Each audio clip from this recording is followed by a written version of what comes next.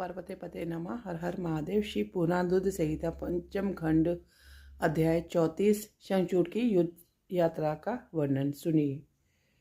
सनत कुमार जी बोले, हे व्यास जी, उधर दूसरी तरफ जब भगवान शिव का दूत पुण्य दत्त असुरराज शंखचूड़ के पास से वापस लौट आया, तब असुरराज शंखचूड़ भी अपने मन में युद्ध करने का निश्चय करके अपनी प्रिय पत्नी देवी तुलसी के पास पहुंचा। वहां उसने तुलसी को बताया कि हे देवी, अब मुझे कल सुबह युद्ध के लिए प्रस्थान करना होगा। ये सुनकर देवी तुलसी रोने लगी। शंखचूड़ ने उसे ढांढस बताया कि कहा कि वीरों की पत्नियां रोका नहीं बल्कि हंसकर विदा करती हैं। यह सुनकर तुलसी ने अपनी आंखों से आंसू पोंछ लिए। प्रातःकाल जाकर असुरराज शंखचूड़ ने अपने राज दरबार का उत्तरदायित्व अपने पुत्र को सौंप दिया तथा देवी तुलसी से पुत्र की सहायता करने के लिए कहा। फिर दैत्यराज शंखचूड़ ने अपनी विशाल दैत्य सेना का युद्ध के लिए आह्वान किया। अपने स्वामी दैत्यराज शंखचूड़ के बुलाने पर विशाल दैत्य सेना पल भर में संगठित हो गई।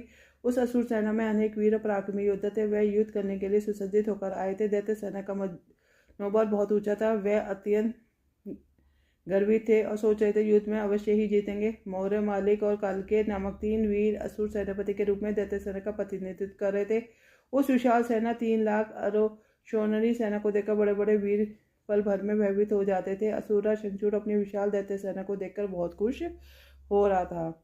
तब युद्ध के लिए प्रस्थान करती हुई उस सेना का नेता स्वयं असुरराज शंखचूड़ ने आगे जाकर के उसके पीछे रथ में दैत्यों के गुरु शुक्राचार्य उनका मार्ग प्रशस्त कर रहे थे। इस प्रकार अपने स्वामी शंखचूड़ की जय जयकार का उद्घोष करती हुई वे राक्षस सेना तीव्र गति से आगे बढ़ती चली आई थी। चलते चलते काफी समय बीत गया। आखिर पुष्परथ नामक नदी के किनारे एक अक्षय के नीचे दैत्य सेना ने अपने डेरा लगाया। वहीं से कुछ दूर पर देव सेना ने अपने डेरा डाला हुआ था।